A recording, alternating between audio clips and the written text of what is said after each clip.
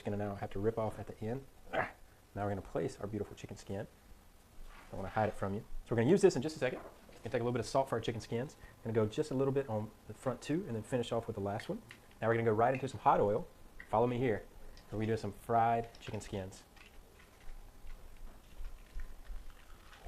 This is gonna be absolutely amazing.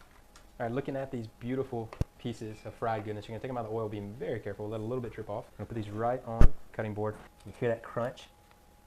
It's gonna be absolutely amazing. So what you do, really easy. Oh yes. Seeing that it's hot, I'm not gonna be holding it. We're just gonna go through and crunch this up. And so now this is gonna add a little bit of texture and also more flavor. So once we're here, use the back side of your knife, just push it in. Now we need to put it on top of something. Whew. All right, with our fried chicken skins, we're gonna let those rest because first we need to do a great little glaze on top. You're just gonna finish up barely tapping it. So take a little extra portion. Oh, that one looked great. It's actually glazing something very, very beautifully. But what about the chicken skins on top? So now we're just gonna now dust this right over it. Take a little handful for each, and so now you have a little bit more of a crunch with that vinegar sauce. Oh, this is looking absolutely amazing.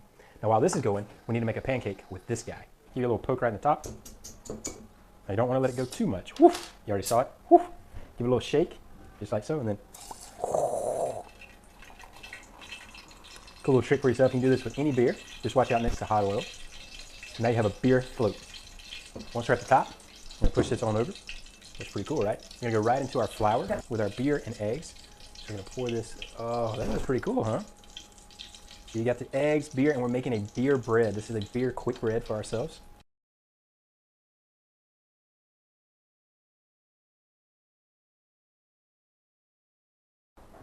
All right, after we've got a great combination, aka it's mixed thoroughly, we're gonna go right into a hot oil and we're gonna be pan frying.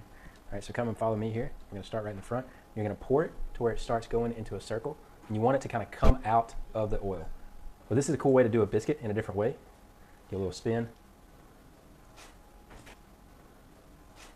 All right, I forgot the golden brown on top. Look at that, it looks beautiful. I'm gonna come and place that right on. We're gonna let some of that excess oil drip off. And we'll be getting a little bit of a spice mix right on top. All right, just gonna now take each of our pieces. We're gonna go into a dry mix of sesame seeds, 5 spice, and a little bit of paprika to now push on. So what you'll do, you give it a little spin, and move this over, give it a little spin, just like this, and now we're just gonna toss.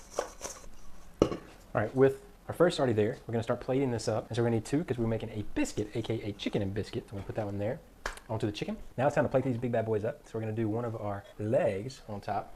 And we're gonna place this beautiful chicken leg right on top. Now we need to go in, put a little hat on it. You wanna be able to see it, so put it at an angle, just like so. Whew. Chicken and biscuits 101.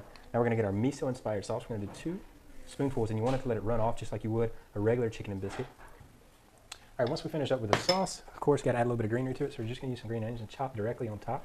Of course, these things are washed, but it gets to pop that little miso inspired corn gravy. And man, we have a meal worth eating.